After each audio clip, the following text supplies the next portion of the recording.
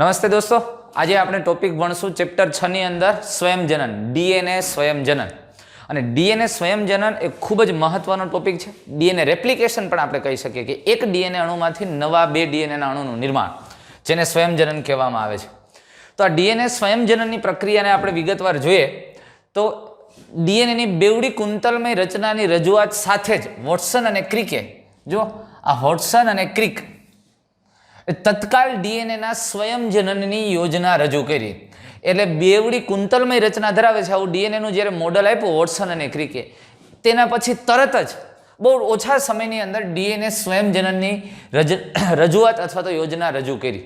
હવે જો એના મૂળ શબ્દોની અંદર વોટસન અને ક્રિકે જે શબ્દો ઉચ્ચાર્યા હતા અથવા તો એના મૂળ કથનને ઉજાગર કરવામાં આવે તો કંઈક એને વાત આવી કરી હતી.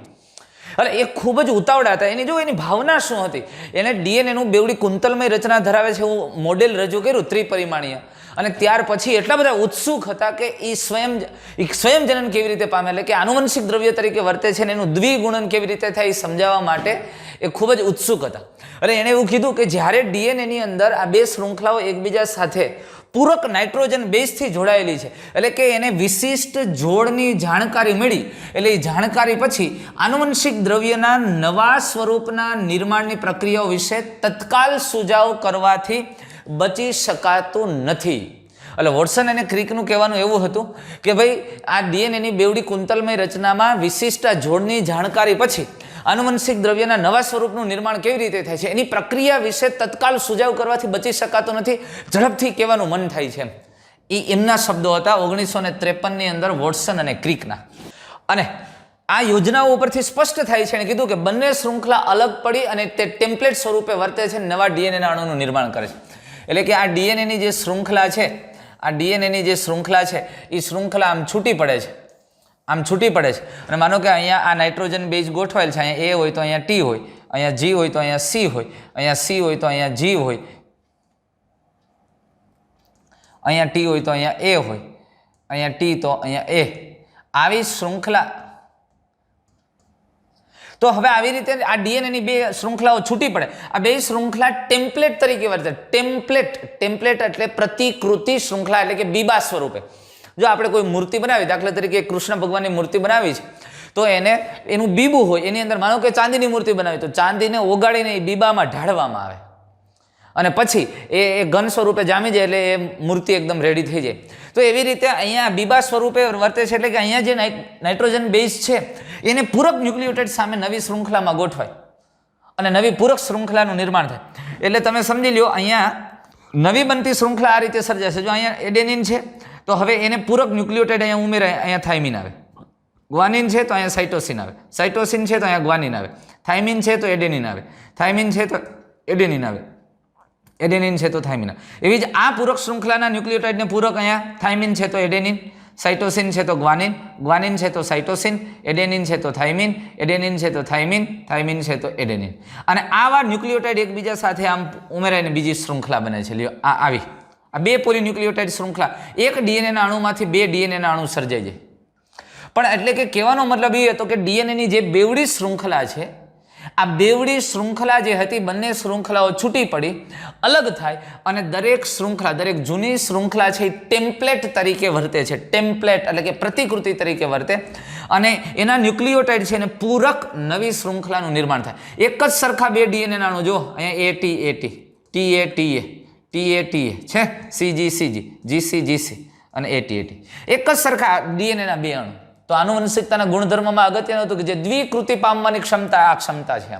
હવે સ્વયંજનન પૂર્ણ થઈ ગયા બાદ ડીએનએનો એક અણુ પિતૃ અને એક નવનિર્મિત શૃંખલા હોય છે. તો આપણે જોઈ ગયા અત્યારે કે ડીએનએની અંદર આ જે ડીએનએની 2 શૃંખલા હતી, આ 2 શૃંખલા હતી, એ 2 શૃંખલાઓ આમ ખુલ્લી થઈ.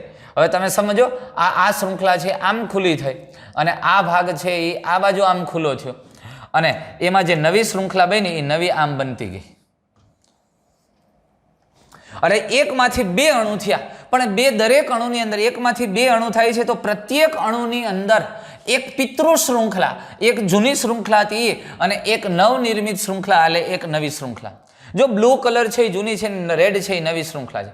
એટલે ડીએનએના એક અણુમાંથી 2 અણુ બને છે ત્યારે ડીએનએ સ્વયંજનનની યોજનાને અર્ધ રૂઢિગત કહેવામાં આવે છે. અર્ધ રૂઢિગત, એક જે મૂળ ભાગ હતો એ અને બીજી નવી શૃંખલા સર્જાઈ છે એટલે એને સેમી કન્ઝર્વેટિવ અથવા તો અર્ધ રૂઢિગત તરીકે ઓળખવામાં આવે છે.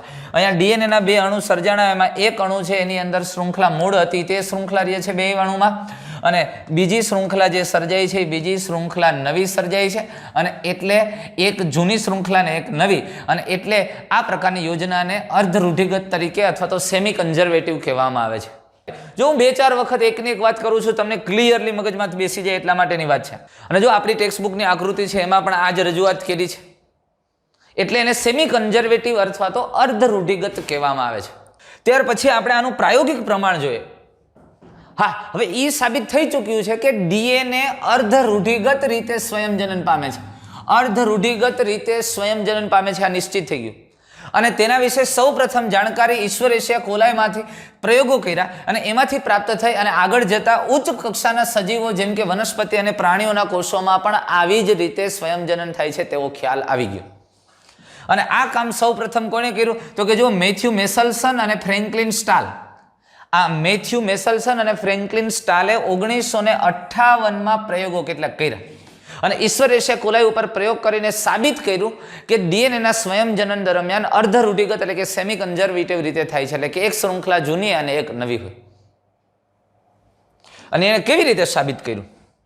હવે જો એને સૌપ્રથમ પ્રયોગો કેટલાક ઈ કોલાય બેક્ટેરિયા ઉપર કર્યા, પણ શું કર્યું તો કે ઈ કોલાયને એવા સંવર્ધન માધ્યમમાં ઉછેર કર્યો કે જેમાં NH4Cl લીધું હતું, પણ N15 NH4Cl લીધું કે જે ઘણી બધી પેઢીઓ સુધી નાઇટ્રોજનનો સ્ત્રોત તરીકે આ નાઇટ્રોજન રાખ્યું N15 NH4Cl.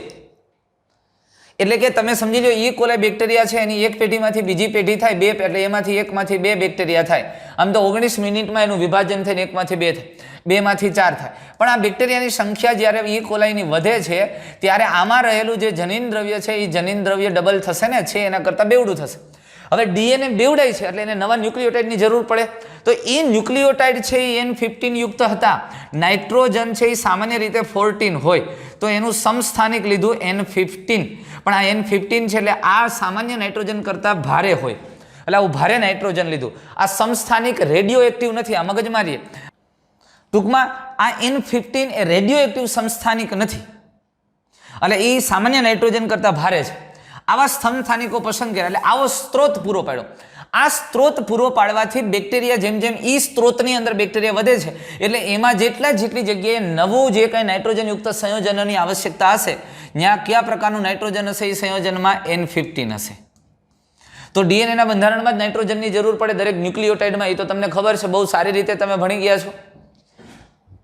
એટલે એને આધારે થયું શું તો કે જો જેના પરિણામે નવનિર્મિત સંશ્લેષિત ડીએનએ, એટલે તમે સમજો એને પહેલા જે લીધું હતું એ સૌથી સામાન્ય પહેલા ઈ કોલાય બેક્ટેરિયા એને જ્યારે પસંદ કર્યો હશે તો ઈ કોલાય બેક્ટેરિયાની અંદર શરૂઆતનું જે ડીએનએ હશે એ N14 વાળું હશે.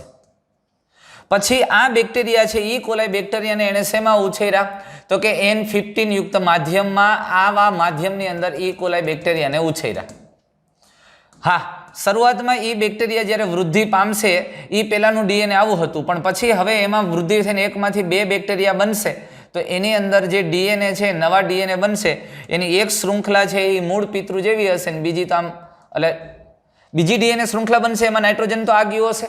આમ પેઢી પછી પેઢી, એક પેઢી પછી બીજી પેઢી, તો આવી જ માધ્યમની અંદર એ જ N15 વાળા માધ્યમમાં ઈ કોલાયને ઉછેર્યા એટલે એક સમય પછી ઘણી બધી પેઢીઓ પછી ઈ કોલાય બેક્ટેરિયા તમે જુઓ તો ઈ કોલાય બેક્ટેરિયાની અંદર જે ડીએનએ હતું એ બધું જ ડીએનએની અંદર નાઇટ્રોજન બેઝ પેર N15 વાળા હતા. એટલે એ ડીએનએ કેવું થઈ ગયું હતું? N15 યુક્ત ડીએનએ થઈ ગયું હતું. એ ડીએનએની અંદર N15 સામેલ થઈ ગયું હતું. એટલે જુઓ જે નવનિર્મિત સંશ્લેષિત ડીએનએ છે તે અન્ય નાઇટ્રોજન યુક્ત સંયોજનોમાં N15 સામેલ થઈ જાય છે. હવે આ ડીએનએ છે એ ભારે ડીએનએ થઈ ગયું. કેમ ભારે ડીએનએ થઈ ગયું? કે ભાઈ એ ડીએનએના બંધારણની અંદર N15 છે, હવે N14 નથી એટલે આ ભારે ડીએનએ થઈ ગયું. હવે આ ભારે ડીએનએને સામાન્ય ડીએનએથી અલગ પાડવો હોય તો કેવી રીતે પાડો? જોઈન નહીં પાડી શકાય, આ રેડિયો એક્ટિવ નથી. તો આને ચોક્કસ સેન્ટ્રીફ્યુઝનની પદ્ધતિથી અલગ કરવામાં આવે. જોજો આ ભારે ડીએનએ અણુને સેન્ટ્રીફ્યુગેશનની મદદથી સામાન્ય ડીએનએથી સીઝિયમ ક્લોરાઇડના ઘનત્વ પ્રમાણથી અલગીકૃત કરી શકે. ઘનત્વ પ્રમાણ એટલે ડેન્સિટી ગ્રેડિયન્ટ. હવે તમે સમજો, ભારે ડીએનએ અણુને સેન્ટ્રીફ્યુગેશનની મદદથી, સેન્ટ્રીફ્યુઝન એટલે શું, સેન્ટ્રીફ્યુગેશન એટલે શું,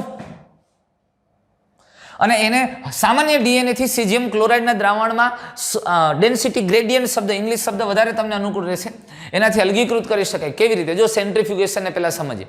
સીઝિયમ ક્લોરાઇડના દ્રાવણની અંદર ડીએનએને નાખવામાં આવે અને હવે એને સેન્ટ્રીફ્યુગ એટલે અહીંયા એક મોટર હોય. આ મોટરની માનો કે ધરી છે અને ધરીના બે છેડે અહીંયા ટેસ્ટ ટ્યુબ ફિટ થઈ શકે એવા સ્ટેન્ડ હોય, બરાબર. અને અહીંયા આપણે ટેસ્ટ ટ્યુબ ફિટ કરી છે.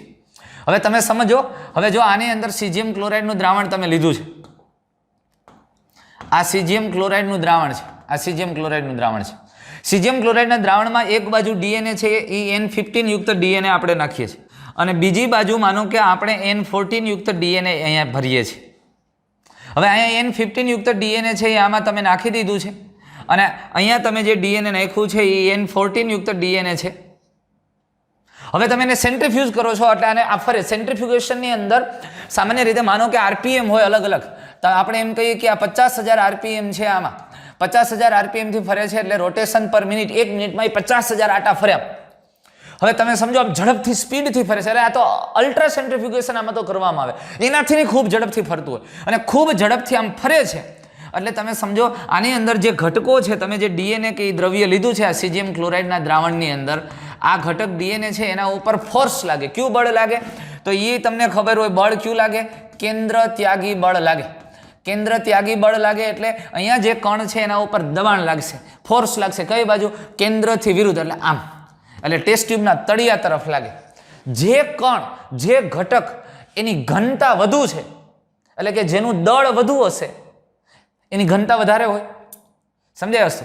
તો જે ઘટકની ઘનતા વધુ છે એના ઉપર બળ વધારે લાગશે અને એને વધુ ફોર્સ લાગશે એટલે વધુ તળિયા તરફ જશે. તો હવે આપણે જે ડીએનએ લીધું છે એમાં નવું એક ડીએનએ જે બેક્ટેરિયાને, ઈ કોલાઈ બેક્ટેરિયાને તમે જ્યારે N15 યુક્ત માધ્યમમાં ઉછેરો છો ત્યારે જે નવું ડીએનએ બને છે એમાં N15 આવી ગયું હોય તો એ ડીએનએ ભારે થઈ ગયું હશે, અને જો એની અંદર N15 નહીં આવ્યું હોય તો એ ડીએનએ હલકું હશે. અને આ સામાન્ય ડીએનએ છે, નોર્મલ ડીએનએ છે. હવે જે ઈ કોલાઈ બેક્ટેરિયાને આપણે N15 યુક્ત માધ્યમમાં ઉછેરીએ એનું ડીએનએ આપણે આ બાજુ લીધું છે અને જે સામાન્ય ઈ કોલાઈ હતા એનું ડીએનએ અહીંયા લીધું છે. સેન્ટ્રીફ્યુગેશનની પ્રક્રિયા પૂરી થઈ જાય પછી આ બે ટેસ્ટ ટ્યુબને તમે બહાર કાઢો અને ટેસ્ટ ટ્યુબને તમે અહીંયા રાખો. આમ જુઓ તો ટેસ્ટ ટ્યુબની અંદર આ ડીએનએ છે એ ડીએનએ સીઝિયમ ક્લોરાઇડના દ્રાવણની અંદર તમને ક્યાં જોવા મળે છે? ક્યુ ડીએનએ નીચે છે. જે ડીએનએ નીચે તરફ ગોઠવાણું હશે એ ભારે ડીએનએ હશે, તો N15 વાળું ડીએનએ અહીંયા જોવા મળે છે.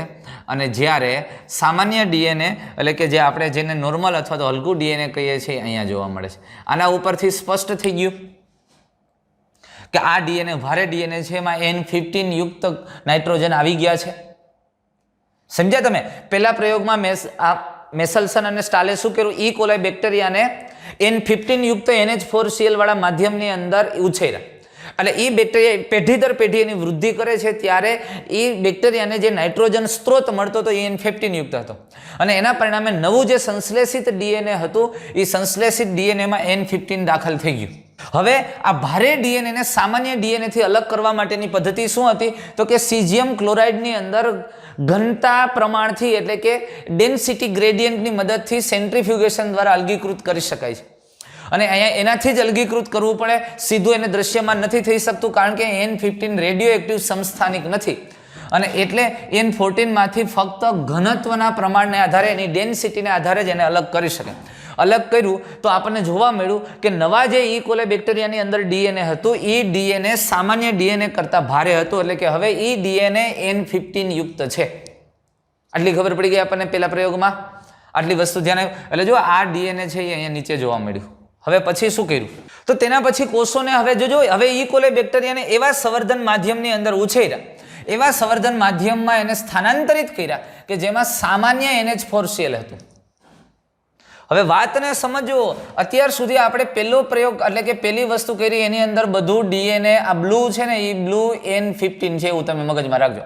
એટલે ઈ કોલાઈ બેક્ટેરિયા આપણી પાસે કેવા હતા તો કે N15 યુક્ત માધ્યમમાં ઉછેર્યા, એટલે એનું ડીએનએ છે N15 યુક્ત હતું. હવે આ જ ઈ કોલાઈ બેક્ટેરિયાને આપણે ક્યાં ઉછેરીએ છીએ તો કે આ ઈ કોલાઈ બેક્ટેરિયાને સામાન્ય NH4Cl યુક્ત એટલે જ્યાં નાઇટ્રોજન N14 છે અને એની અંદર આ બેક્ટેરિયાને હવે ઉછેરીએ છીએ આપણે. આ બેક્ટેરિયા છે અને આમાં એને ઉછેર કરવાનો પ્રયત્ન કરીએ છીએ. આ બેક્ટેરિયા એમાં ડેવલપ થાય છે અને અમુક સમય સુધી વૃદ્ધિ થવા દે અને પછી ચોક્કસ સમયના અંતરાલે આમાંથી ઈ કોલાઈ બેક્ટેરિયા અલગ કરી એમાંથી ડીએનએનું નિષ્કર્ષ કાઢી અને સીઝિયમ ક્લોરાઇડની અંદર દાખલ કરી અને પછી એની સેન્ટ્રીફ્યુગેશન કરી અને આપણે આની સાથે કમ્પેરિઝન કરીએ છીએ. જોજો, પેલા બેક્ટેરિયાને કેવા બનાવ્યા? એનું ડીએનએ N15 યુક્ત બનાવ્યું. પછી શું કર્યું? હવે N15 યુક્ત ડીએનએ થઈ ગયા પછી એવા ઈ કોલાઈ બેક્ટેરિયાને એકદમ સામાન્ય નાઇટ્રોજનનો સ્ત્રોત મળી રહે તેવા માધ્યમમાં ઉછેરે N14 યુક્ત. અને હવે વિવિધ સમયના અંતરાલે, મગજમાં રાખજો અગત્યની વાત, ચોક્કસ સમયે ઈ કોલાઈ બેક્ટેરિયાના નમૂનાઓ લઈ એના ડીએનએને અલગ કરી અને જોયું તો કે એની દરેક વખતે જોજો એક સમય પછી, ચોક્કસ સમય પછી આમાંથી પાછા થોડાક બેક્ટેરિયા કાઢીને એનું ડીએનએ અલગ કર્યું અને ડીએનએ અલગ કરીને જોયું તો દરેક વખતે બેવડી કુંતલમય શૃંખલાઓ સ્વરૂપે જોવા મળે. એટલે દરેક વખતે ડીએનએ તો એવું જ જોવા મળ્યું કે જે બેવડી કુંતલમય રચના ધરાવતું. એટલે ક્યારેય આપણને એવું જોવા મળ્યું કે ડીએનએનો વજન ઓછો થયો તો, પણ એવું નથી કે બે શૃંખલામાંથી એકાદી શૃંખલા ઓછી થઈને વજન હલકો થયો.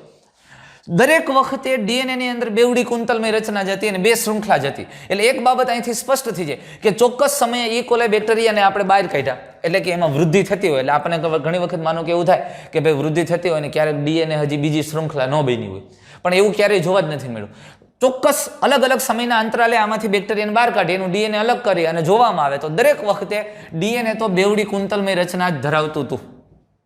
એટલે કે ક્યારેય એવું નથી કે ડીએનએની શૃંખલા ઓછી હોય ને ડીએનએ વજનમાં હલકું થયું હોય. એટલે આ બાબત પણ સ્પષ્ટ થઈ જાય.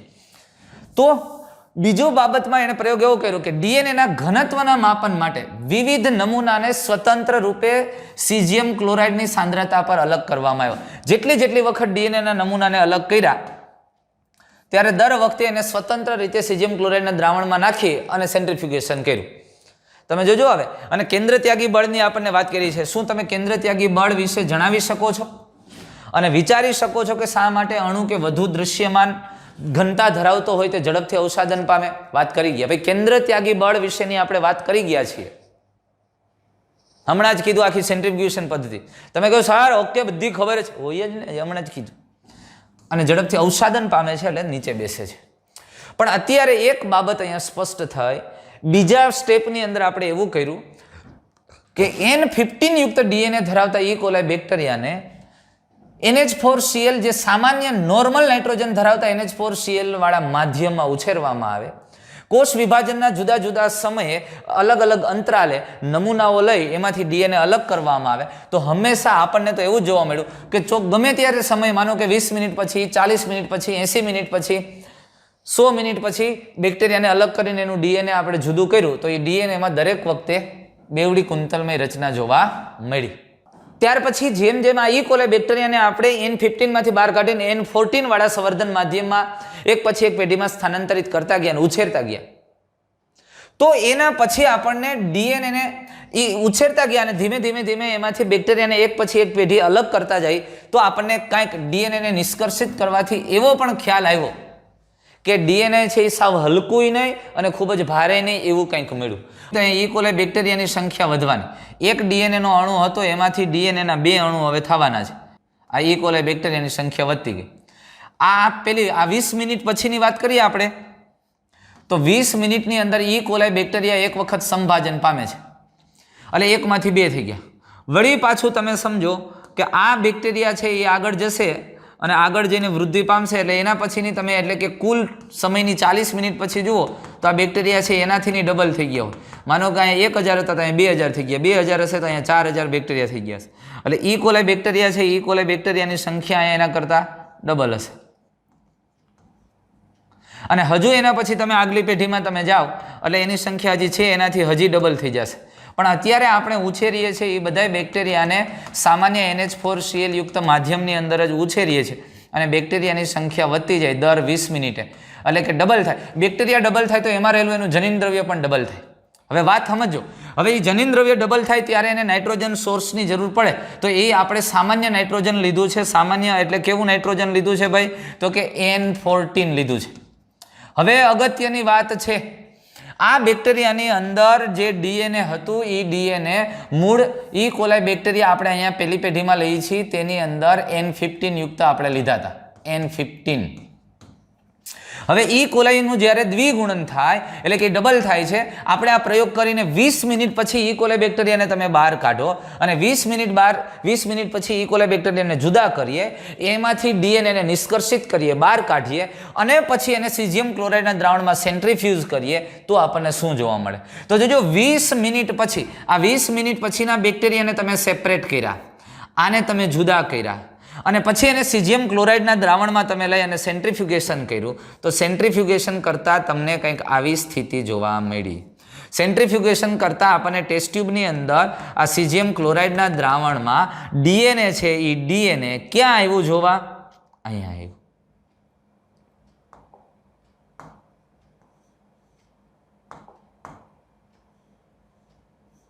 એટલે કે સાવ નીચે નહોતું, ઉપરે નહોતું, વચ્ચે આવ્યું.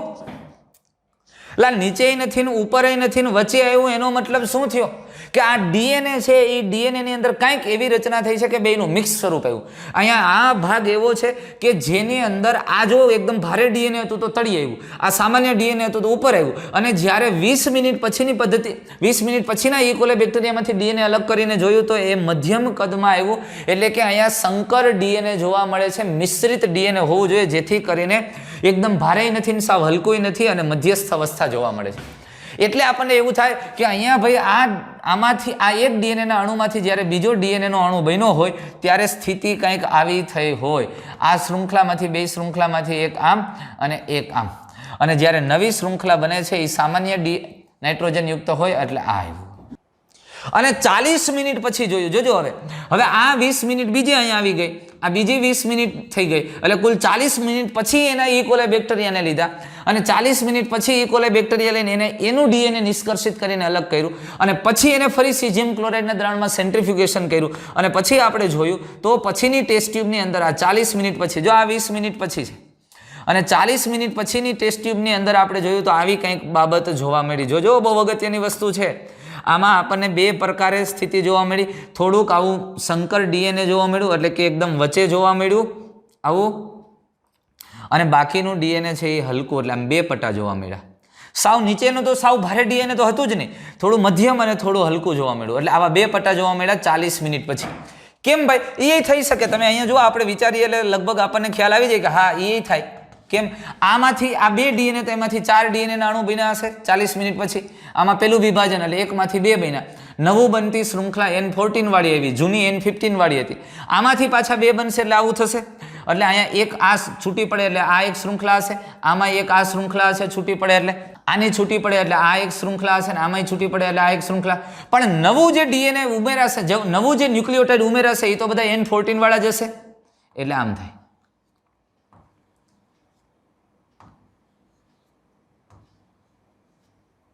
એટલે તમે સમજો અહીંયા આ જે મિશ્રિત, અહીંયા એક ભારે ને હલકી શૃંખલા હતી એટલે આ મિશ્ર જોવા મળ્યું, એટલે મધ્યમ વજનવાળું નહીં ને ઉપરે નહીં, એટલે વચ્ચે પટ્ટો જોવા મળ્યો. પણ અહીંયા જો 40 મિનિટ પછી પાછું એનું પણ સ્વયંજન થઈ ગયું હતું, એટલે આમાંથી આ શૃંખલા છે એ મિશ્રિત શૃંખલાવાળો ભાગ આ પટ્ટો જોવા મળ્યો અને નવા જે બે ડીએનએના અણુ બન્યા એ સંપૂર્ણપણે N14 વાળા મળ્યા, એટલે હલકું ડીએનએ મળ્યું. સમજમાં આવે છે વાત તમને? આમ ક્રમશઃ આ પ્રયોગને આધારે સ્પષ્ટ થઈ ગયું. આ સીઝિયમ ક્લોરાઇડની અંદર ડેન્સિટી ગ્રેડિયન્ટના પ્રયોગ સેન્ટ્રીફ્યુગેશન કરવાથી ખબર પડી કે જ્યારે ઈ કોલાઈ બેક્ટેરિયાને સંપૂર્ણપણે N15 યુક્ત સંવર્ધન માધ્યમની અંદર, એટલે જેનો નાઇટ્રોજનનો સ્ત્રોત N15 હતું એવું NH4Cl એડ કરીને જ્યારે ઉછેર્યા ત્યારે ભારે ડીએનએ જોવા મળ્યું અને એને સીઝિયમ ક્લોરાઇડમાં સેન્ટ્રીફ્યુગેશન કરતા આ પટ્ટો ડીએનએનો પટ્ટો તળિયાના ભાગે જોવા મળ્યો. સામાન્ય ઈ કોલાઈ બેક્ટેરિયાનું ડીએનએ લીધું તો એ હલકું એટલે ઉપર તરફ જોવા મળ્યું. પણ જ્યારે ઈ કોલાઈ બેક્ટેરિયાને N15 યુક્ત ડીએનએ ધરાવતા ઈ કોલાઈ બેક્ટેરિયાને આપણે N14 યુક્ત માધ્યમમાં જ્યારે ઉછેર્યા ત્યારે, એટલે કે એને 20 મિનિટ પછી, એટલે કે એક પેઢી પછી જોયું તો એની અંદર જે ડીએનએ મળ્યું એમાં પટ્ટો વચ્ચે જોવા મળ્યો. એટલે કે અહીંયા મિશ્રિત અથવા તો સંકર ડીએનએ છે અથવા મધ્યમ ઘનતાવાળું ડીએનએ છે એવું કહી શકાય. એકદમ ભારે ઘનતાવાળું નહોતું ને હલકી ઘનતાવાળું નહોતું, મધ્યમ. એનું કારણ શું હોય કે ડીએનએના એક અણુમાંથી બે અણુ બન્યા, તો એક શૃંખલા જૂની ને એક નવું ડીએનએ છે એની અંદર N14 છે, જૂનો જે જથ્થો છે એની અંદર N15 છે. એટલે આમ શૃંખલા સતત સર્જાતી જાય. અને જ્યારે 40 મિનિટ એટલે બીજી પેઢી આવી ગઈ, એટલે એકમાંથી બે થયા, બેમાંથી ચાર થયા, ત્યારે આ ડીએનએના અણુ 4 બન્યા, તો એમાંથી બે શૃંખલાઓ જૂની અને બે નવી, એટલે બધી ચારે ચાર છૂટી પડી જશે શૃંખલાઓને નવી, પણ બધી નવી બનશે એ તો N14 વાળી જ બનશે. એટલે બે મિશ્રિત અણુ બનશે અને બે સંપૂર્ણપણે N14 વાળા બનશે. હજી તમે આની ત્રીજી પેઢી લ્યો એટલે 60 મિનિટ પછી ગણો, 4 માંથી 8 અણુ બનશે. 8 અણુમાંથી આ બ્લુ કલર તો બે જ રહેશે, બાકીના 6 અણુ છે એ સંપૂર્ણપણે N14 વાળા થશે અને બે મિશ્રિત થશે. અરે ચોથી પેઢી લઈ લ્યો તમે, 80 મિનિટ પછી લઈ લ્યો, 8 ની જગ્યાએ 16 અણુ હશે, એમાં મિશ્રિત ડીએનએ અણુ તો બે જ હશે, બાકી બધા હશે એ નવનિર્મિત અથવા તો N14 વાળા હશે. તો આ રીતે આપણે સમજી શકીએ. આપણી ટેક્સ્ટબુકમાં પણ આવો જ ચાર્ટ આપણને આપ્યો છે. તમે સમજો અહીંયા N15 યુક્ત ડીએનએ, ઇકોલાઈને પહેલા N15 વાળા માધ્યમમાં એટલે ઇકોલાઈ બેક્ટેરિયાનું ડીએનએ આવું થઈ ગયું, પછી એને પેઢી દર પેઢી ઉછેરવામાં આવે છે, પણ એને ઉછેરવામાં આવે છે એ N14 યુક્ત માધ્યમમાં ઉછેરવામાં આવે છે. ઇકોલાઈ બેક્ટેરિયા 20 મિનિટમાં નવી પેઢી પેદા કરી લે છે, એટલે પ્રથમ પેઢીની અંદર 20 મિનિટ પછી જોવામાં આવે તો એની અંદર જો અહીંયા આ પટ્ટો તળિયે છે, આ પટ્ટો છે એ મધ્યમ ઘનતા ધરાવે છે, સાવ ઉપર નથી ને તળિયે નથી, મધ્યમ ઘનતા. એટલે કે અહીંયા ડીએનએના એકમાંથી બે અણુ, એક શૃંખલા એ રહીને એક નવી આવી હલકી શૃંખલા, આ N14 વાળી શૃંખલા છે, અને આ જે રેડ કલરની દેખાય N15 વાળી છે, એ સંકર ડીએનએનું નિર્માણ છે. અને ત્યાર પછી બીજી પેઢી એટલે 40 મિનિટ પછી પ્રયોગ કર્યા તો આ બધી શૃંખલાઓ ખુલ્લી થાય, નવું બનશે, એ તો આ જ બનશે N14 વાળું. એટલે એની અંદર બે પટ્ટા જોવા મળ્યા, આ બે છે એ મિશ્રિત ડીએનએના મળ્યા, સંકર ડીએનએના મળ્યા, અને આ બે પટ્ટા છે એ હલકા ડીએનએના મળ્યા, અને એટલે આવી રીતે બે પટ્ટા જોવા મળે. એટલે સ્પષ્ટ સમજી શકાય છે આમ સીઝિયમ ક્લોરાઇડના પ્રયોગને આધારે. અને એટલે આવી જ રીતે જો ઇકોલાઈ બેક્ટેરિયાને 80 મિનિટ સુધી વૃદ્ધિ થાય તો જો 20 મિનિટે બે ડીએનએના અણુ બને, એટલે એ બે મિશ્રિત મળશે.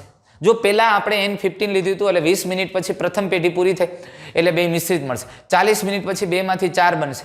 અને ત્યાર પછી આવા જ પ્રયોગની અંદર ટેલર અને અન્ય સહયોગીઓએ 1958 વિસિયા ફાબા ઉપર પ્રયોગો કર્યા. વિસિયા ફાબા, આ વિસિયા ફાબા એ વાલોડ જેવું કઠોળ છે, જેના ઉપર પ્રયોગ કર્યો અને એણે કીધું કે નવનિર્મિત સંશ્લેષિત ડીએનએના રંગસૂત્રોમાં વિતરણ તપાસ કરવા માટે રેડિયો એક્ટિવ થાઇમિડિન, આ રેડિયો એક્ટિવ થાઇમિડિનનો ઉપયોગ કર્યો એણે. અને તેને આધારે એના પ્રયોગ ઉપરથી પણ સ્પષ્ટ થઈ ગયું અને સિદ્ધ થયું કે રંગસૂત્રોમાં પણ ડીએનએ અર્ધ રૂઢિગત રીતે સ્વયંજનન પામે છે. રંગસૂત્રોની અંદર પણ ડીએનએનું સ્વયંજનન અર્ધ રૂઢિગત રીતે થાય છે. વિસિયા ફાબા ઉપર પ્રયોગ કર્યો કોને ભાઈ? ટેલર અને તેના સહયોગીઓએ. ક્યારે કર્યો ભાઈ? 1958માં ટેલર અને સહયોગીઓએ. એટલે સુકોષ કેન્દ્રીય કોષોમાં રંગસૂત્ર પર રહેલું ડીએનએ છે એ પણ આવી જ રીતે અર્ધ રૂઢિગત રીતે સ્વયંજનન પામે છે. અને ઈ કોલાઈની અંદર પ્રયોગ કર્યો મેસલસન અને સ્ટાલે. હવે ડીએનએનું સ્વયંજનન અર્ધ રૂઢિગત રીતે થાય છે, તેની કાર્યપ્રણાલી અને ઉત્સેચકો એટલે એની મશીનરી અને એન્ઝાઇમ્સની વાત કરવી છે. તો આ જીવંત કોષો જેમ કે ઈ કોલાઈમાં સ્વયંજનનની પ્રક્રિયા માટે ઉત્પ્રેરકો અથવા તો ઉત્સેચકો અથવા તો ઉત્પ્રેરકોના સમૂહની આવશ્યકતા હોય છે. હવે આ કયા કયા ઉત્સેચકો? અને એનો જે મુખ્ય ઉત્સેચક છે એ મુખ્ય ઉત્સેચક ડીએનએ આધારિત ડીએનએ પોલિમરેઝ છે. ડીએનએ આધારિત ડીએનએ પોલિમરેઝ. અરે યાર પોલિમરેઝ એજ પ્રત્યે પોલિમર પ્લસ એજ. અરે ડીએનએ ના અણુના ન્યુક્લિયોટાઇડને એકબીજા સાથે જોડે છે, એનું પોલિમર બનાવે, એનું બહુલીકરણ કરે છે અને આખો પોલિમર શૃંખલા બનાવે. આ ડીએનએ નો પોલિમર બનાવે તેવા ઉત્સેચકને પોલિમરેઝ ઉત્સેચક કહેવામાં આવે છે. હવે તે શું કામ કરશે? તો કે ડીએનએ ની પ્રતિકૃતિ એટલે કે જે ટેમ્પલેટ શૃંખલાનો ઉપયોગ કરી ડિઓક્સી ન્યુક્લિયોટાઇડના બહુલીકરણને ઉત્પ્રેરિત કરે છે. એટલે કે આ ડીએનએ નો અણુ છે, આ ડીએનએ નો અણુ છે, આ ડીએનએ ના અણુની બે શૃંખલાઓ આમ ખુલ્લી થાય અને ખુલ્લી થાય એટલે જે હવે એ શું કરશે? આ શૃંખલા બે પ્રતિકૃતિ તરીકે એટલે કે ટેમ્પલેટ તરીકે વર્તે છે. એ ટેમ્પલેટ શૃંખલામાં અહીંયા જે ન્યુક્લિયોટાઇડ છે, અહીંયા જે ન્યુક્લિયોટાઇડ છે તેને પૂરક નવા ન્યુક્લિયોટાઇડ એ ઉમેરશે. આ જે જૂના પ્રતિકૃતિ એટલે ટેમ્પલેટ શૃંખલાના ન્યુક્લિયોટાઇડને પૂરક નવા ન્યુક્લિયોટાઇડ ઉમેરી તેનું બહુલીકરણ કરે એટલે કે એનું પોલિમર બનાવી અને પોલીન્યુક્લિયોટાઇડ શૃંખલા બનાવે. તેને પૂરક ન્યુક્લિયોટાઇડ ઉમેરી તેનું બહુલીકરણ એટલે કે એને જોડી અને એક પોલીન્યુક્લિયોટાઇડ શૃંખલા બનાવે. કોણ? DNA polymerase. ડીએનએ પોલિમરેઝ ઉત્સેચક આ કામ કરે છે. કયું કામ? તો કે એ સામાન્ય રીતે ડીએનએની પ્રતિકૃતિનો ઉપયોગ કરી એટલે કે ટેમ્પલેટ શૃંખલાનો ઉપયોગ કરી એના જે ન્યુક્લિયોટાઇડ અથવા નાઇટ્રોજન બેઝ છે તેને પૂરક ડીઓક્સી ન્યુક્લિયોટાઇડ ઉમેરી તેનું બહુલીકરણ કરી અને નવી પોલીન્યુક્લિયોટાઇડ શૃંખલાનું નિર્માણ કરશે. અને આ ઉત્સેચક ખૂબ જ સક્ષમ છે, ઘણો સક્ષમ છે. કેમ? અરે ખૂબ જ ઓછા સમયમાં એ ઘણી બધી સંખ્યામાં ન્યુક્લિયોટાઇડનું બહુલીકરણ કરે છે, પોલિમર બનાવે છે, એને ઉત્પ્રેરિત કરે છે. એટલે ડીએનએ પોલિમરેઝ ઉત્સેચક ખૂબ જ સક્ષમ છે. અરે કેટલો સક્ષમ છે તમે જો ઈ કોલાઈ બેક્ટેરિયાની અંદર તમને ખબર છે કે એમાં કુલ નાઇટ્રોજન બેઝ પેરની સંખ્યા 4.6 × 10⁶ જોવા મળે છે. આટલી બેઝ પેર હોય છે. અને મનુષ્યની વાત કરીએ એની સાથે એ પણ તમને ખબર 6.6 × 10⁹ બેઝ પેર છે. હવે તમે સમજો ઈ કોલાઈ બેક્ટેરિયાની અંદર આટલી નાઇટ્રોજન બેઝ પેર છે 4.6 × 10⁶. ઈ બેક્ટેરિયાને સ્વયંજનન થતા અથવા તો એનું કોષ વિભાજન પૂર્ણ થતા 18 મિનિટનો સમય લાગે છે. એટલે આટલી શૃંખલાઓ બેવડાવવા માટે 18 મિનિટનો સમય લાગે છે. આટલા નાઇટ્રોજન બેઝ ડબલ થતા લ્યો તો એનો અર્થ એ થઈ ગયો કે એ બહુલીકરણનો દર લગભગ 2000 બેઝ પેર પ્રતિ સેકન્ડ છે. એક સેકન્ડમાં 2000 ન્યુક્લિયોટાઇડ આમાં ઉમેરાય છે ને આખી પોલીન્યુક્લિયોટાઇડ શૃંખલા બની જાય. એક સેકન્ડની અંદર 2000 જેટલા ન્યુક્લિયોટાઇડ ઉમેરાય છે. આટલી ઝડપથી પોલિમરાઇઝેશનની પ્રક્રિયા કરે છે, બહુલીકરણની પ્રક્રિયા. અને માત્ર બહુલીકરણ જ નહીં યાર, બહુલીકરણ ઝડપી નથી કરતા માત્ર, અરે આ ઉપરાંત આ પ્રક્રિયા ચોકસાઈથી ઉત્પ્રેરિત થાય છે. જે ન્યુક્લિયોટાઇડ અહીંયા હોય એની સામે એડેનિન હોય તો થાઇમિન જ આવે, ગ્વાનિન હોય તો સાઇટોસિન જ આવે. અને આવી ચોકસાઈપૂર્વક કામ કરે છે. અને હા જો ભાઈ સ્વયંજનનમાં કોઈ ભૂલ થાય તો આ ભૂલના કારણે વિકૃતિ ઉદ્ભવે. અને આ વિકૃતિની આપણે આગળ વાત કરી ગયા, સિકલ સેલ એનેમિયા. એક નાઇટ્રોજન બેઝ પેરમાં માત્ર ફેરફાર, point mutation, frame shift mutation, આવી અનિયમિતતાઓ સર્જાય, અનેક વિકારો સર્જાય, મેન્ડેલિયન અનિયમિતતાઓ વગેરે. અને એટલે એમાં ભૂલ થતી નથી અને ચોકસાઈથી થઈને આ કામ ડીએનએ પોલિમરેઝ કરે છે. અને બીજી એક મહત્વની વાત એ પણ છે, અહીંયા આ ઉપરાંત આ પ્રક્રિયા થવા માટે ઉર્જાની પણ ખાસ જરૂર હોય. તો આ દ્રષ્ટિએ તમે જુઓ તે ઉપરાંત ઉર્જાની દ્રષ્ટિએ ખૂબ જ ખર્ચાળ પ્રક્રિયા છે. અને ત્યાં ડીઓક્સી રિબો ન્યુક્લિયોસાઇડ ટ્રાઇફોસ્ફેટ બેવડા ઉદ્દેશની પૂર્તિ કરે છે. ડીઓક્સી રિબો ન્યુક્લિયોસાઇડ ટ્રાઇફોસ્ફેટ તમે સમજી લ્યો. માનો કે આ પેન્ટોઝ શર્કરા અને અહીંયા આપણે એવું સમજી લઈએ કે આ એક નાઇટ્રોજન બેઝ એડેનિન લઈ લઈએ અહીંયા, અથવા તો ગ્વાનિન જે રાખીએ તે એડેનિન છે. અને આના 5મા કાર્બન સાથે અહીંયા ફોસ્ફેટ, પણ અહીંયા ફોસ્ફેટ 3 જોડાયેલા હોય તો આ ન્યુક્લિયોસાઇડ ટ્રાઇફોસ્ફેટ છે. હવે આ ન્યુક્લિયોસાઇડ ટ્રાઇફોસ્ફેટ એ બેવડા ઉદ્દેશની પૂર્તતા કરે છે. ક્યાં બેવડા ઉદ્દેશની પૂર્તતા કરે છે એ વ્યવસ્થિત રીતે સમજવું છે. માનો કે આ બે ખુલ્લી થયેલી શૃંખલા છે, એટલે અહીંયા એક ન્યુક્લિયોટાઇડ છે આ શૃંખલા ઉપર, પ્રતિકૃતિ શૃંખલા ઉપર તો પોતાના ન્યુક્લિયોટાઇડ હોય તો અને બીજો ઉમેરવો છે. તો અહીંયા બીજો ન્યુક્લિયોટાઇડ તરીકે એ ઉમેરાય છે, ડીઓક્સી રિબો ન્યુક્લિયો ટ્રાઇફોસ્ફેટ જ. પણ એક તો એ પ્રક્રિયાર્થી તરીકે વર્તે આ એક, અને બીજું મહત્વનું એ છે કે એમાં 3 ફોસ્ફેટ છે. એમાં આ જે છેલ્લા 2 ફોસ્ફેટ છે એ શક્તિસભર ફોસ્ફેટ હોય. અને એ જ્યારે અહીંયા જોડાય છે ત્યારે આ 2 ફોસ્ફેટ તૂટે છે અને એમાંથી ઉર્જા મુક્ત થાય છે. અને આ ઉર્જા છે એ ઉર્જા બહુલીકરણની પ્રક્રિયામાં ભાગ ભજવે. એટલે આ ન્યુક્લિયોસાઇડ ટ્રાઇફોસ્ફેટ એક સાથે 2 કામ કરે. એક તો એ પ્રક્રિયાર્થી તરીકે વર્તે, એટલે અહીંયા નવો ન્યુક્લિયોટાઇડ ઉમેરાય અને એમાં ટ્રાઇફોસ્ફેટના છેલ્લા 2 ફોસ્ફેટ શક્તિસભર છે એ તૂટે છે. એ બંધ તૂટે એટલે ઉર્જા ઉત્પન્ન થાય જે એના પોલિમરાઇઝેશનની પ્રક્રિયાને પૂરી કરે છે. અને એટલે એક તો પ્રક્રિયાર્થી તરીકે વર્તે છે બહુલીકરણ પ્રક્રિયા માટે, અને બીજું એના માટે ઉર્જા પ્રદાન કરે છે. અને એમાં એટીપીની જેમ જ ડીઓક્સી રિબો ન્યુક્લિયોસાઇડમાં ટ્રાઇફોસ્ફેટના 2 ટર્મિનલ ફોસ્ફેટ એટલે 2 અંત્ય ફોસ્ફેટ છે ઉચ્ચ ઉર્જાવાળા ફોસ્ફેટ હોય છે. જોજો હવે બીજી અગત્યની વાત, વધારે એક સાથે સ્વયંજનન પ્રક્રિયાને પૂર્ણ કરવા માટે ડીએનએ આધારિત ડીએનએ પોલિમરેઝ ઉપરાંત અન્ય કેટલાક ઉત્સેચકો આવેલા હોય છે. જો આખું એક સાથે સ્વયંજનનની પ્રક્રિયા કરવી છે ત્યારે ડીએનએ પોલિમરેઝ ઉત્સેચક તો છે જ, એની સાથે અન્ય ઘણા ઉત્સેચકો પણ ભાગ ભજવે છે, આવશ્યક છે. એ અન્ય ઉત્સેચકોના ટેક્સ્ટમાં નામ નથી આપ્યા પણ આપણે નામ જોઈ લઈએ. એક અગત્યનો ઉત્સેચક છે ગાયરેઝ. આ ગાયરેઝ ઉત્સેચકને આદિકોષ કેન્દ્રીય કોષની અંદર એને ટોપોઆઇસોમરેઝ કહેવામાં આવે છે. ટોપોઆઇસોમરેઝ ગાયરેઝ ઉત્સેચકને સમજાય. પછી બીજો ઉત્સેચક એક આવેલો હોય હેલિકેઝ, જે હાઇડ્રોજન બંધને તોડે અને ડીએનએની 2 શૃંખલાને છૂટી પાડે. ત્યાર પછી ત્રીજો એક ઉત્સેચક આવેલો હોય, આરએનએ પોલિમરેઝ પણ આવેલો હોય. જો ડીએનએના બંધારણમાં પણ થોડી વાર માટે એના સ્વયંજનન માટે ડીએનએના સ્વયંજનનમાં પણ આરએનએ પોલિમરેઝની થોડી આવશ્યકતા હોય છે. ત્યાર પછી ઉત્સેચક તરીકે બીજા ઉત્સેચક ડીએનએ પોલિમરેઝ 1 આવેલ હોય. આ ડીએનએ પોલિમરેઝ 1, પછી ડીએનએ પોલિમરેઝ 2, ત્યાર પછી ડીએનએ પોલિમરેઝ 3. પણ ડીએનએ પોલિમરેઝ 1 સામાન્ય રીતે રિપેર ઉત્સેચક તરીકે વર્તે છે. ક્યાંય ડીએનએના નિર્માણ દરમિયાન સ્વયંજનન દરમિયાન કોઈ આરએનએના ન્યુક્લિયોટાઇડ આવ્યા હોય તો એને દૂર કરે છે અને એની જગ્યાએ ફરી પાછા ડીઓક્સી ન્યુક્લિયોટાઇડ એડ કરે છે, એટલે રિપેર ઉત્સેચક તરીકે વર્તે. ડીએનએ પોલિમરેઝ 2 જો 1 અને 3 ની ગેરહાજરી હોય તો 2 છે એ રિપેર ઉત્સેચક તરીકે વર્તે. અને ડીએનએ પોલિમરેઝ 3 ડીએનએ પોલિમરેઝ 3 એ સામાન્ય રીતે પોલિમરાઇઝેશનની પ્રક્રિયાને પ્રેરે છે, એટલે કે ડીએનએની શૃંખલાનું બહુલીકરણ કરે છે. પણ કઈ દિશામાં એ બહુલીકરણ કરે? એક વસ્તુ ખાસ મગજમાં રાખજો, આ બહુલીકરણ તો જ કરે છે કે નવો ન્યુક્લિયોટાઇડ, જો આ એક ન્યુક્લિયોટાઇડ છે, પેલા ન્યુક્લિયોટાઇડનો જો અહીંયા 5મો કાર્બન ખુલ્લો હોય, એટલે પેલા ન્યુક્લિયોટાઇડનો 3જો કાર્બન અને બીજો એના પછી આવતા ન્યુક્લિયોટાઇડના 5મા કાર્બનને ફોસ્ફોએસ્ટર બંધથી જોડે. આનો ફરી પાછો 3જો કાર્બન, એના પછીના ન્યુક્લિયોટાઇડનો 5મો કાર્બન. આમ નવા નવા ન્યુક્લિયોટાઇડ એ બહુલીકરણ કરે કઈ બાજુ? 5' to 3' માં.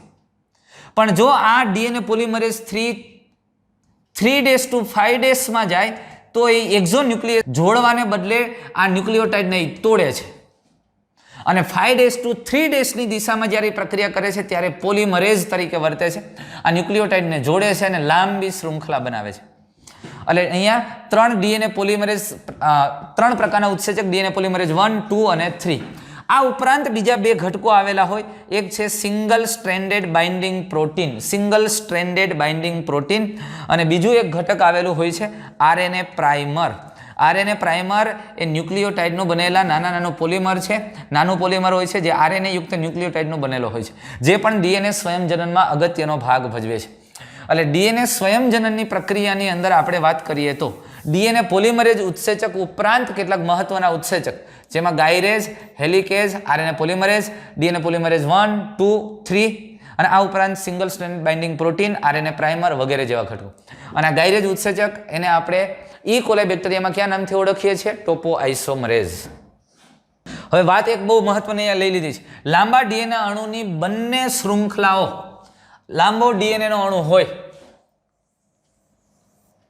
તો આ લાંબા ડીએનએના અણુની બંને શૃંખલાઓ સંપૂર્ણ રીતે અલગ થતી નથી, કારણ કે વધારે પડતી ઉર્જાની જરૂરિયાત હોય છે. એટલે આવા ડીએનએના અણુ જો લાંબો અણુ હોય તો એની 2 શૃંખલા એક સાથે સંપૂર્ણપણે જુદી પડતી નથી, કારણ કે વધારે ઉર્જાની આવશ્યકતા રહે છે. તો શું થાય? સ્વયંજનન ડીએનએ કુંતલના નાના ખુલ્લા થયેલા ભાગમાં થાય છે અને જે ભાગને સ્વયંજનન ચીપિયો કહેવામાં આવે છે. અરે ભાઈ, અહીંયા જે આ ડીએનએની શૃંખલા છે એમાં આવું થશે, આવું થાય દોસ્ત, આવું. એટલે એકાદા કુંતલનો ભાગ ખુલ્લો થાય છે અને ખુલ્લો થયેલો ભાગ છે એને આપણે સ્વયંજનન ચીપિયો તરીકે ઓળખીએ. અને શું કહેવાય? સ્વયંજનન ચીપિયા તરીકે ઓળખે, રેપ્લિકેશન ફોર્ક. અને હવે જે નવું ડીએનએ અથવા તો ડીએનએ પોલિમરેઝ જે કાર્ય કરશે એ હંમેશા કઈ દિશામાં કરશે? 5 to 3' દિશામાં. પણ વાત એને સમજી લઈએ. હવે થોડુંક વધારા સાથે હું વાત કરું છું, સમજો ધ્યાનથી, તમારી ટેક્સ્ટમાં નથી. હવે અહીંયા સૌ પ્રથમ ડીએનએનું સ્વયંજનન થવાનું હોય ને ત્યારે જો આ ડીએનએની આખી શૃંખલા છે એમાં સૌ પ્રથમ ગાયરેઝ અથવા તો ઈ કોલાઈ બેક્ટેરિયાની અંદર ટોપોઆઇસોમરેઝ ઉત્સેચક છે ને એ ડીએનએની એક શૃંખલાને એક જગ્યાએથી થોડું કટ કરે, નિક કરે. એટલે અહીંયા ફોસ્ફોએસ્ટર બંધને તોડીને કટ કરે છે અને ફોસ્ફોએસ્ટર બંધથી તોડીને અહીંયા જેવું કટ કરે એટલે તરત જ હેલિકેજ ઉત્સેચક, અહીંયા જે હાઇડ્રોજન બંધ હતા તમે સમજી લો, અહીંયા જે આ બધા હાઇડ્રોજન બંધ હતા એ હાઇડ્રોજન બંધને તોડે, એ કાતર જ મૂકે. આમ આ હાઇડ્રોજન બંધ છે એ તૂટે છે કોની મદદથી? હેલિકેજ ઉત્સેચકની મદદ. અને પરિણામે ડીએનએની 2 શૃંખલા ખુલ્લી થાય. હા, પછી પાછી અહીંયા જોડાઈ જશે પણ આમ ડીએનએની 2 શૃંખલા ખુલ્લી થાય. હેલિકેજ ઉત્સેચક હાઇડ્રોજન બંધને તોડે છે અને ડીએનએની 2 શૃંખલાઓ ખુલ્લી થાય. આ 2 શૃંખલાના હાઇડ્રોજન બંધ પાછા જોડાઈ ન જાય એટલે ખુલ્લી થયેલી, જો અનવાઇપ થાય એ ખુલ્લી થયેલી શૃંખલા ઉપર આ સિંગલ સ્ટેન્ડર્ડ બાઇન્ડિંગ પ્રોટીન, આ બાઇન્ડિંગ પ્રોટીન છે એને ખુલ્લી કરીને આમ જકડી રાખે. એટલે હાઇડ્રોજન બંધને ફરી જોડાવા દેતું નથી. કોણ? એસએસબી. આ SSB single stranded binding protein, એક શૃંખલા સાથે જોડાતું પ્રોટીન આમ પોળું કરી રાખે, ડીએનએ પકડી રાખે, પાછું જોડાવા દેતું નથી. એટલે પહેલા ટોપો આઇસોમરેઝ કટ કરે, પછી હેલિકેજ ઉત્સેચક હાઇડ્રોજન બંધને ખુલ્લા કરે છે અને સિંગલ સ્ટ્રેન્ડેડ બાઇન્ડિંગ પ્રોટીન છે ડીએનએની શૃંખલાને આમ ખુલ્લી રાખે. આમ સ્વયંજનન ચીપિયું આ બાજુ ને આ બાજુ સર્જાય. પણ એ પહેલા મારે એક મહત્વની વાત તમને કરવી છે મિત્રો, કે ડીએનએ છે આ ડીએનએની શૃંખલા છે. આમ હોય, આપણે એક અત્યારે વળ કાઢી નાખ્યા છે, હાઇડ્રોજન બંધથી જોડાયેલી હોય. હવે આ શૃંખલાને આપણે અહીંયા હું 3' કહું તો આ બાજુનો છેડો 5' હોય, તમને ખબર છે. અને જો અહીંયા 3' હોય તો આ 5' હોય. ઓકે, એ શું કરવાને એ ખબર છે તમને. આવું સિમ્પલ વાત છે કે અહીંયા જે શર્કરા હશે એ શર્કરાનો અહીંયા ત્રીજો છેડો ખાલી છે અને અહીંયા જે શર્કરા હશે એનો 5મો કાર્બન અહીંયા ખુલ્લો છે અને અહીંયા આ 5મો કાર્બન ફોસ્ફેટથી જોડાયેલો હોય અને અહીંયા બીજી શર્કરા હોય તો એનો ત્રીજો કાર્બન અહીંયા જોડાયેલો હોય. આવું જ હોય ને. હવે તમે એક વસ્તુ સમજી લ્યો કે જ્યારે આ ડીએનએ છે એ ડીએનએને હું કટ કરું, આ ડીએનએની શૃંખલાનો આ 3' છેડો છે, અહીંથી હું આ ડીએનએની શૃંખલાને કટ કરું, અહીંથી આ ડીએનએની શૃંખલાને હું કટ કરું છું એટલે તમે મને કહો કે અહીંથી કટ કરશું એટલે આ શર્કરાનો 5મો ફોસ્ફેટ અહીંયા ખુલ્લો થઈ જશે, એટલે હવે આ છેડો 5' થઈ જશે અને આ છેડો 3' થશે. અને જો આ શૃંખલાને હું અહીંથી કટ કરું, કટ કરીશ એટલે તમે મને એ કહો કે આ છેડો કયો, ક્યાં અહીંથી ક્યાં ભાગેથી ફોસ્ફેટ કયો કટ થયો હશે? અહીંયા શર્કરાનો 5મો કાર્બન ખુલ્લો થશે, ફોસ્ફેટવાળો ભાગ, આ 5' છેડો થશે અને અહીંયા ત્રીજો કાર્બન OH જૂથવાળો હશે એટલે આ 3' છેડો થશે અને અહીંયા 5મો છે. એટલે કે ડીએનએની કોઈ પણ શૃંખલાને માનો કે આ 3' to 5' છે, અહીંથી તમે કટ કરો છો એટલે આ છેડો છે એ 3' હોય, આ છેડો 3' હોય, આ 5' થઈ જાય. સમજમાં આવે છે ને? ક્લિયર થાય છે ને? તો હવે આ જ્યારે ડીએનએ ફોર્ક આમ થાય છે, હવે આપણને આ માનો કે આ આવી રીતે ગોઠવણી થઈ જશે. આપણે ડીએનએને અત્યારે વળ કાઢી નાખ્યા થોડી વાર માટે. હવે આને આપણે સમજી લઈએ કે અહીંથી આ છેડો કટ થયો, આ કટ થયેલો છેડો માની લ્યો તમે કે આ 5' છે, તો આ છેડો 3' હશે, તો આ 5' હોય તો અહીંયા 3' હશે. ઓકે, આ ખુલ્લું થયું. હવે જે ઉત્સેચકીય પ્રક્રિયાઓ છે ને સ્વયંજનનની પ્રક્રિયા, અહીંથી ડીએનએ પોલિમરેજ સીધો સક્રિય નથી થતો. અરે ભાઈ, ડીએનએ પોલિમરેજને સક્રિય કરવા માટે હજી તો કેટલાક ઢોલ નગારા વગાડવા પડે, એને મનાવવું પડે, મનામણા કરવા પડે. જ્યારે બે ડીએનએની બે શૃંખલા ખુલ્લી થાય એટલે સૌથી પહેલા સક્રિય થશે આરએનએ પોલિમરેજ ઉત્સેચક. ટેક્સ્ટ બુકમાં નથી, વચ્ચેનો પોઈન્ટ લઈ લઉં છું, જરા સમજો. આ આરએનએ પોલિમરેજ સક્રિય થશે. આ આરએનએ પોલિમરેજ ઉત્સેચક છે એને કાળા કલરથી આપણે દર્શાવીએ, આ ઉત્સેચક. અને એ સામાન્ય રીતે ડીએનએના 3' છેડાવાળા ભાગ સાથે જોડાય, જે ટેમ્પલેટ શૃંખલા છે એના 3' વાળા.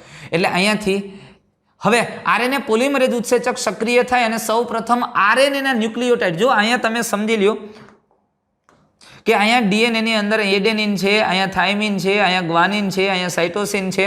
તો આરએનએના અહીંયા એડેનિન હશે ને તો અહીંયા યુરેસિલ ઉમેરાશે, અહીંયા એડેનિન હશે તો યુરેસિલ આવશે, થાઇમિન હશે તો એડેનિન આવશે, ગ્વાનિન હશે તો સાઇટોસિન આવશે, સાઇટોસિન હશે તો ગ્વાનિન આવશે.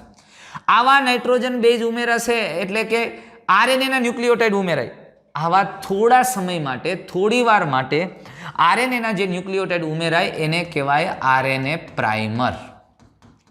હવે જોજો, જેવો આરએનએ પ્રાઇમર બની જાય એટલે તરત જ ડીએનએ પોલિમરેજ ઉત્સેચક, ડીએનએ પોલિમરેજ ઉત્સેચક, આ ડીએનએ પોલિમરેજ 3 આવી જાય અને અહીંથી જોડાઈ જાય. અને ડીએનએ પોલિમરેજ 3 હવે આ જે ન્યુક્લિયોટાઇડ હતા એ ન્યુક્લિયોટાઇડને પૂરક ડીઓક્સીરિબો ન્યુક્લિયોટાઇડ જે ટ્રાઇફોસ્ફેટ સ્વરૂપે હતા એ આવે છે. એમાંથી એક ઓલા 2 ફોસ્ફેટ દૂર થઈને મોનોફોસ્ફેટ એડ થતા જાય અને એક પછી એક ઉમેરાતા જાય, એક પછી એક ઉમેરતા જાય, જોડાતા જાય, આમ શૃંખલા બને.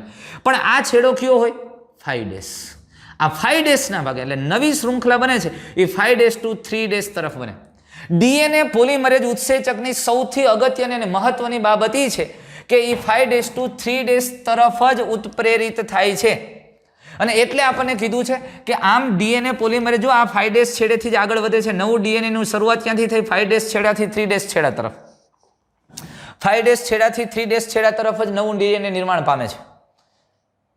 એટલે અહીંયા સમસ્યા થઈ, એક સમસ્યા એના ફળ સ્વરૂપે ટેમ્પલેટ શૃંખલા ઉપર સમસ્યા સર્જાણી. તમે જુઓ એટલે કીધું કે અહીંયા સ્વયંજનન ચીપિયાના સ્થાને કેટલીક વધારાની સમસ્યા પેદા થાય.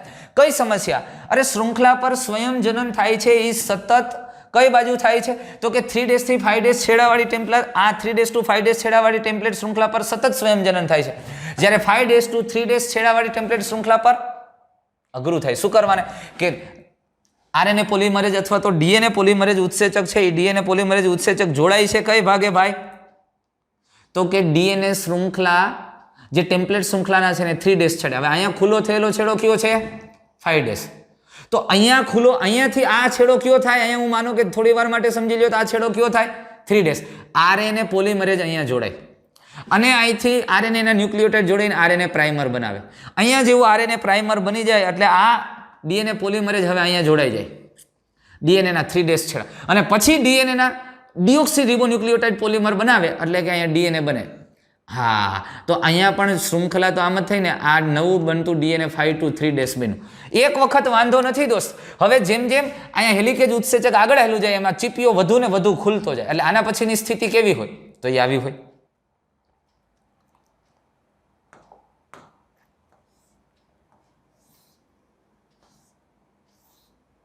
હવે જોજો, અહીંયા કોઈ પ્રશ્ન જ નથી. અહીંયા તો એક વખત આ 5' થી શરૂ થઈ ગયું, આ ડીએનએ નો 3' છેડો છે અને અહીંયા આરએનએ પ્રાઇમર બની ગયા, એક વખત બની ગયા, પછી ડીએનએ પોલિમરેઝ સક્રિય થઈ ગયો છે અને એ ડીએનએ પોલિમરેઝ હવે આને આ નવું ડીએનએ છે એ આ દિશામાં આગળ વધશે. નવું ડીએનએ હંમેશા કઈ દિશામાં બનશે? આ 5' to 3' દિશામાં. પણ અહીંયા તકલીફ છે દોસ્ત. અહીંયા શું તકલીફ છે જુઓ. હવે અહીંયા ઓલરેડી અહીંયા આરએનએ પ્રાઇમર બની અને પછી ડીએનએ પોલિમરેઝ દ્વારા આ આમ આગળ વધ્યું. આગળ કઈ દિશામાં વધ્યું? 5' to 3'. પણ પાછો છેડો ખુલ્લો થઈ ગયો. હવે તો હવે પાછું આરએનએ પોલિમરેઝ અહીંયા જોડાય. આરએનએ પોલિમરેઝ અહીંયા જોડાશે કારણ કે આ ભાગ જ ટેમ્પલેટ શૃંખલાનો 3' ભાગ છે. અહીંયા જોડાય, અહીંયા પેલા આરએનએ પ્રાઇમર બનાવે, પાછો નવો પોલિમરેઝ ઉત્સેચક આવે, પોલિમરેઝ ઉત્સેચક પાછો આમ ટુકડો બનાવે. આમ સતત તમે જુઓ એક પછી એક શૃંખલા બને. માનો કે હજુ એના પછી આપણે વાત લઈ લઈએ તો એના પછી પાછું માનો કે વધારે ખુલે છે હજી ડીએનએ ની શૃંખલા.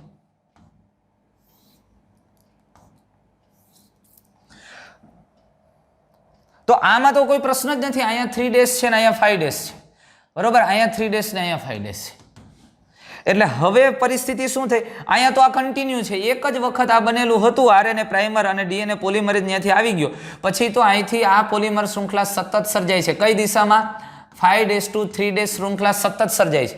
પણ ટેમ્પલેટ શૃંખલાની કઈ દિશા હોય? 3 to 5. નવી બનતી શૃંખલા હંમેશા ડીએનએ પોલિમરેઝ કઈ દિશામાં કામ કરે? 5 to 3 એક જ તરફ ઉત્પ્રેરિત કરે છે. હવે અહીંયા તકલીફ થઈ પાછી. હવે પાછું આવું થશે. જુઓ, અહીંયા તો ઓલરેડી આવું હતું આરએનએ પ્રાઇમર, અહીંયા એક આરએનએ પ્રાઇમર બની અને પછી ડીએનએ પોલિમરેઝ સક્રિય થઈ અને નવી શૃંખલા છે એ આવી રીતે બનતી હતી. અહીંયા નવી શૃંખલા અહીંયા સુધી બની ગઈ અને નવી બનતી શૃંખલા હંમેશા 5 to 3' માં જ બને. અહીંયા પણ 5 to 3 જ બને અને અહીંયા ઓલરેડી 5' હોય તો પાછો ખુલ્લો થઈ ગયો. ફરી પાછું આરએનએ પોલિમરેઝ, આરએનએ પ્રાઇમર અને આરએનએ પ્રાઇમર થઈ ગયા પછી આમ 5 to 3'. એટલે એક વસ્તુ તમે સમજો કે ડીએનએ જે ખુલ્લું થયું, સ્વયંજનન ચીપીઓ થયો, તો એમાં ડીએનએની જે 3 to 5' શૃંખલા હતી, એટલે આ 3 to 5' શૃંખલા છે એના ઉપર જે ડીએનએનો નવો અણુ બને એ સતત સર્જાય છે. કારણ કે ડીએનએ પોલિમરેઝ છે એ નવી શૃંખલા 5 to 3 દિશામાં જ બનાવી શકે છે અને એટલે એ એક જ દિશા 5 to 3 તરફ ઉત્પ્રેરિત કરે છે અને પરિણામે ડીએનએની ટેમ્પલેટ શૃંખલા જે 3 to 5' છેડાવાળી ટેમ્પલેટ શૃંખલા ઉપર નવો ડીએનએ 5' to 3' માં સળંગ સર્જાય છે. સળંગ સર્જાય છે. પણ ડીએનએની જે બીજી ટેમ્પલેટ શૃંખલા છે, આ બીજી ટેમ્પલેટ શૃંખલા એ 5' to 3' છે. ત્યાં ડીએનએ જે ચીપીઓ ખુલ્લો થયો હોય ત્યાં ડીએનએ નો 3' છેડો મળે, અહીંયા 3' છેડો મળે. આ બાજુનો છેડો તો કયો હોય? 5' હોય. એટલે ત્યાંથી આરએનએ પ્રાઇમર આમ ઊંધી દિશામાં પડે, ત્યાં વળી પાછો ખુલી જાય એટલે વળી પાછો ટુકડો બને. એટલે કે ડીએનએની જે ટેમ્પલેટ શૃંખલા 5 to 3' છે, એટલે 5' to 3' વાળી ટેમ્પલેટ શૃંખલામાં નવું બનતું ડીએનએ ત્રુટક સર્જાય. જો તૂટક સર્જાય, ટુકડે ટુકડે સર્જાય છે. તો જે શૃંખલા સળંગ સર્જાય છે તેને અગ્રેસર શૃંખલા કહેવાય અને જે શૃંખલા તૂટક સર્જાય છે એને વિલંબિત શૃંખલા કહેવાય. આને લીડિંગ સ્ટ્રેન્ડ કહેવાય, આને લેગિંગ સ્ટ્રેન્ડ કહેવામાં આવે છે. અને આ દરેક ડીએનએના જે ટુકડા સર્જાય છે એ ટુકડાને ઓકાઝાકી ટુકડા કહેવામાં આવે. ઓકાઝાકી ટુકડા કહેવાય. અને આ તૂટક સંશ્લેષિત થયેલ ટુકડાઓ બાદમાં ડીએનએ લાઇગેઝની મદદથી ડીએનએ લાઇગેઝ ઉત્સેચક દ્વારા એકબીજા સાથે જોડાઈ જાય છે. હવે સમજો, ડીએનએ લાઇગેઝની મદદથી એકબીજા સાથે જોડાઈ જાય છે. કેવી રીતે?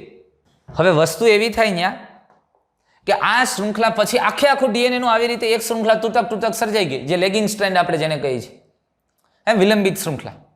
તો એમાં આવું થોડું હાલશે. વચ્ચે વચ્ચે આરએનએ તમે જુઓ, થોડા ભાગમાં એટલા ભાગની અંદર આરએનએ ના ટુકડાઓ છે, અહીંયા એટલા ટુકડાઓ આરએનએ છે ને પાછું ડીએનએ.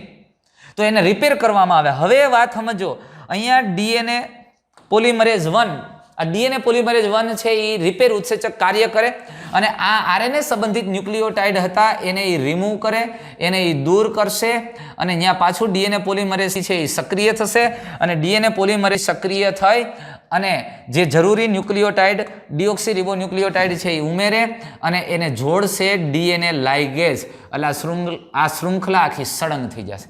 આ ડીએનએ લાઇગેઝ ઉત્સેચક જોડવાનું કામ કરે લ્યો. એટલે બે ડીએનએના અણુ કમ્પ્લીટ થઈ ગયા. એમાં એક પિતૃ શૃંખલા અને એક નવી શૃંખલા. આમ આખું નવું ડીએનએ છે એ નિર્માણ પામે છે. ક્લિયર? આટલી વસ્તુ સમજાય? તો જો આ રીતે બે શૃંખલા છે, આ શૃંખલા આમ ખુલ્લી થાય તો આ 5' to 3' અને આ 3 to 5. પણ ડીએનએની જે 3 to 5 વાળી શૃંખલા છે, ડીએનએની જે 3 to 5 વાળી શૃંખલા છે, અહીંયા ડીએનએ પોલિમરેઝ ઉત્સેચક નવી શૃંખલા 5 to 3' દિશામાં જ બનાવે એટલે એ સળંગ બનશે. પણ આમ 5 to 3' વાળીમાં નહીં બની શકે, કારણ કે ખુલ્લું થયું એટલે અહીંથી તો આમ નહીં બનાવી શકે. 3 to 5 તો બનાવી ન શકે, એટલે એને બનાવી અહીંથી જ પડે. અહીંથી આમ બને એટલે જેમ જેમ ખુલતું જાય એમ આમ બનતી જાય શૃંખલા, અને એટલે આ બાજુની શૃંખલા ટુકડે એટલે એને અસતત શૃંખલા કહેવાય. આ સળંગ રચાય છે એટલે એને સતત શૃંખલા કહેવાય છે. એટલે આને લીડિંગ સ્ટ્રેન્ડ અને આને લેગિંગ સ્ટ્રેન્ડ પણ કહી શકાય. અને આ ટુકડાઓને ઓકાઝાકી ટુકડા કહેવાય. પણ એ ટુકડાઓને જોડવાનું કામ કરે છે એ ડીએનએ લાઇગેઝ ઉત્સેચક. પણ ત્યાર પછી મહત્વની વાત એ કરી છે કે તમે સમજી લ્યો, ડીએનએ પોલિમરેઝ પોતે સ્વયંજનનની શરૂઆત કરતો નથી. એ શરૂઆત નથી કરી શકતો અને ડીએનએ સ્વયંજનનમાં ગમે ત્યાંથી શરૂ પણ થતું નથી. ડીએનએ પોલિમરેઝ ઉત્સેચક પોતે ડીએનએની સ્વયંજનનની શરૂઆત કરી શકતો નથી અને ડીએનએ સ્વયંજનન ગમે તે ભાગમાંથી શરૂ નથી થઈ શકતું. ભાઈ, આ ડીએનએની શૃંખલા છે તો ડીએનએની સ્વયંજનનની પ્રક્રિયા આમાં ગમે ત્યાંથી નથી થતી. ડીએનએના સ્વયંજનન માટે ચોક્કસ સ્થાન આવેલા હોય. એટલે ભાઈ એના માટે એક ચોક્કસ જગ્યા આવેલી છે, ચોક્કસ સ્થાન આવેલા છે. એ સ્થાનને ઉત્પત્તિ સ્થાન કહેવામાં આવે છે. એ ચોક્કસ સ્થાને જ ટોપોઆઇસોમરેઝ અથવા ગાયરેજ ઉત્સેચક એને કટ કરી અને હેલિકેજ ઉત્સેચક દ્વારા સ્વયંજનનની પ્રક્રિયાની શરૂઆત. અહીંયા ચોક્કસ ન્યુક્લિયોટાઇડનો ક્રમ હોય. આ ચોક્કસ ન્યુક્લિયોટાઇડનો ક્રમ એ ઉત્પત્તિ સ્થાન તરીકે ઓળખાય. ઈ કોલાઈ બેક્ટેરિયાની અંદર આવું એક ઉત્પત્તિ સ્થાન હોય. ઈ કોલાઈ બેક્ટેરિયાના ડીએનએમાં આ ચોક્કસ એવું ઉત્પત્તિ સ્થાન એક હોય, જ્યારે સુકોષ કેન્દ્રીય કોષમાં આવા ડીએનએના સ્વયંજનન માટેના ઉત્પત્તિ સ્થાન એકથી વધુ હોય. અને ઈ કોલાઈ બેક્ટેરિયામાં એક ઉત્પત્તિ સ્થાન હોય અને એ બે દિશામાં પછી આમ ખુલે આગળ વધે અને બે દિશામાં એક સાથે સ્વયંજનનની પ્રક્રિયા થાય. એટલે સ્વયંજનનની શરૂઆત ઉત્પત્તિ સ્થાનેથી થાય અને ઉત્પત્તિ સ્થાન એટલે ચોક્કસ ન્યુક્લિયોટાઇડનો ક્રમ હોય અને જ્યાંથી એ સ્વયંજનન પામે, અહીંથી કે અહીંથી ગમે ત્યાંથી સ્વયંજનન પામવાનું શરૂ થઈ શકતું નથી. એ માત્ર ચોક્કસ સ્થાનેથી થાય. એ સ્થાનને ઉત્પત્તિ સ્થાન કહેવાય અને ઈ કોલાઈ ડીએનએમાં આવા નિશ્ચિત સ્થાનો હોય જ્યાંથી જ સ્વયંજનન શરૂઆત પામી શકે છે અને એટલે એને શું નામ આપ્યું? ઉત્પત્તિ સ્થાન, જ્યાંથી સ્વયંજનનની શરૂઆત થાય છે. હવે સ્વયંજનનની ઉત્પત્તિના જોજો, બહુ અગત્યની વાત કરી, ઉત્પત્તિના સ્થાન રૂપી સ્વયંજનનની ઉત્પત્તિના સ્થાન રૂપી ડીએનએના ટુકડાની જો જરૂર પડે તો તેને પુનઃ સંયોજિત ડીએનએ પદ્ધતિ દ્વારા મેળવવામાં. જરાક આ વાત હું આવી છે. માનો કે આપણી પાસે એક ડીએનએનો આવો ટુકડો છે, આપણી પાસે ડીએનએનો એક આવો ટુકડો છે અને આ ટુકડો એવો છે કે જેમાં સ્વયંજનન ઉત્પત્તિ સ્થાન નથી. દોસ્ત, આમાં આ ઉત્પત્તિ સ્થાન નથી અને ઉત્પત્તિ સ્થાન નથી તો આ પોતાની રીતે સ્વયંજનન પામી શકશે નહીં. પણ આપણે આ ડીએનએના ટુકડાને સ્વયંજનન પમાડવું છે તો શું કરવાનું? તો કે એક એવું ડીએનએ આપણી પાસે બીજું એવું પસંદ કરો. આ એવો ડીએનએનો ભાગ છે કે જે સ્વયંજનન ઉત્પત્તિ સ્થાન ધરાવે છે. આપણી પાસે એક ડીએનએનો એક ભાગ એવો છે કે જેની પોતાની પાસે સ્વયંજનન ઉત્પત્તિ સ્થાન નથી, અને તો એવું ડીએનએ આપણે પસંદ કરીએ કે જેમાં ડીએનએનો એવો ઘાતક એવો ટુકડો છે કે જે ઉત્પત્તિ સ્થાન ધરાવે, એટલે કે પોતાની રીતે સ્વયંજનન પામી શકશે. તો આપણે આને જો સ્વયંજનન પમાડવું હોય તો આ ડીએનએના ટુકડા સાથે, એટલે કે આ જે ઉત્પત્તિ સ્થાન ધરાવે છે એવા ડીએનએના ટુકડા સાથે આપણો જે ઉત્પત્તિ સ્થાન નથી ધરાવતો એવા ડીએનએના ટુકડાને તેની સાથે જોડી દો. એટલે આનું સ્વયંજનન થશે તો એની સાથે સાથે આનું સ્વયંજનન થાય. એટલે આ પદ્ધતિને અહીંયા બેયને જોડવાની જે પદ્ધતિ છે એને પુનઃ સંયોજન પદ્ધતિ કહેવાય. પુનઃ સંયોજિત ડીએનએ ટેકનોલોજી, રીકોમ્બિનન્ટ ડીએનએ ટેકનોલોજી. શા માટે પુનઃ? આ ટુકડો હતો ને આ ડીએનએ સાથે ફરીથી જોડ્યો, આ ટુકડાને ફરીથી જોડ્યો, રીકોમ્બિનેશન, એને જોડવાની વાત કરી એટલે એને રીકોમ્બિનેશન ટેકનોલોજી કહેવામાં આવે. પુનઃ સંયોજન પદ્ધતિ જેમાં વાહકની જરૂરિયાત પડે. વાહક એટલે આ ડીએનએ છે ને એ વાહક અણુ તરીકે વર્તે. તો આપણા ડીએનએના ટુકડાને એ લઈ જાય છે ને સ્વયંજનન કરાવે છે, એટલે આવા ડીએનએને વાહક અણુ કહેવાય. જો વાત આપણને કીધી છે કે આ માટે સ્વયંજનનની શરૂઆત માટે આવશ્યક ડીએનએ ખંડની પ્રાપ્તિ જો જરૂર હોય તો પુનઃ સંયોજિત ડીએનએ પદ્ધતિ દ્વારા થાય છે, જેમાં વાહકની આવશ્યકતા હોય. વાહક ચોક્કસ પ્રકારના પ્લાઝમિડ ડીએનએ એ વાહક તરીકે વર્તે અને વાહક સ્વયંજનનનું ઉત્પત્તિ સ્થાન પૂરું પાડે છે. વાહક એક એવું ડીએનએ છે કે જ્યાં આપણી પાસે ડીએનએનો ટુકડો છે જે સ્વયંજનન ઉત્પત્તિ સ્થાન નથી ધરાવતો, તો એવા ડીએનએને તે લઈ જઈ શકે છે, એવા ડીએનએ સાથે જોડાઈ શકે એવો ડીએનએનો અણુ જે વાહક છે. અહીંયા વાહક તરીકે ખટારો કે કાંઈ રિક્ષા નથી, આ ડીએનએનો અણુ છે અને જે સ્વયંજનન ઉત્પત્તિ સ્થાન ધરાવે છે એને વાહક ડીએનએ અણુ કહેવાય. આવા વાહકની આવશ્યકતા છે. તો સ્વયંજનનની બધી જ વિગતો સમજી શકાય નહીં એવી વાત કરી છે કે શું કોષ કેન્દ્રીય કોષમાં ડીએનએ છે, ડીએનએ નું સ્વયંજનન કોષ ચક્રના એસ તબક્કામાં થાય છે. એ તો તમને ખબર છે, આપણે ભણી ગયા છીએ કોષ વિભાજન વાળી કોષ ચક્ર અને કોષ વિભાજન 11મું ધોરણ.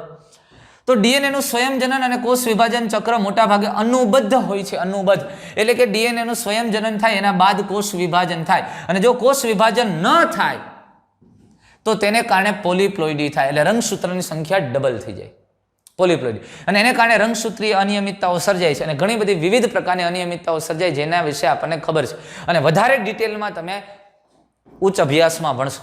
તો દોસ્તો આ ડીએનએ સ્વયંજનનની પ્રક્રિયા છે, ખૂબ મહત્વની અને અગત્યની પ્રક્રિયા છે, એકદમ સમજવા જેવો ટોપિક છે. સ્વયંજનનની કાર્યપ્રણાલી અને મશીનરી સમજાવો, આવો 3 થી 4 માર્કની અંદર પ્રશ્ન પૂછી શકાય, પણ બહુ સિમ્પલ અને સરળ છે. હું ફટાફટ કહી દઉં. ડીએનએની 2 શૃંખલા ખુલ્લી થાય અને એ આખી શૃંખલા એક સાથે ખુલ્લી નથી થતી, ચોક્કસ ભાગ એકાદ કુંતલ જેટલો ભાગ ખુલ્લો થાય છે જેને સ્વયંજનન ચીપિયો કહેવાય. અને આ ખુલ્લા થયેલા ડીએનએના ભાગની અંદર હવે ડીએનએ પોલિમરેઝ ઉત્સેચક તરીકે કાર્ય કરશે. તેઓ નવી શૃંખલાનું નિર્માણ તે ફક્ત 5 to 3 દિશામાં જ કરી શકે છે અને પરિણામે સ્વયંજનન ચીપિયાના ભાગે કેટલીક સમસ્યાઓ સર્જાય છે.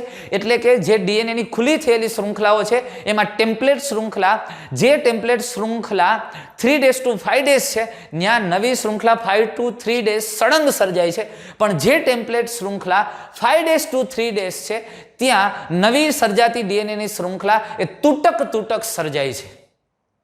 અને આવી તૂટક શૃંખલાને અસતત શૃંખલા અથવા તો લેગિંગ સ્ટ્રેન્ડ કહેવામાં આવે છે.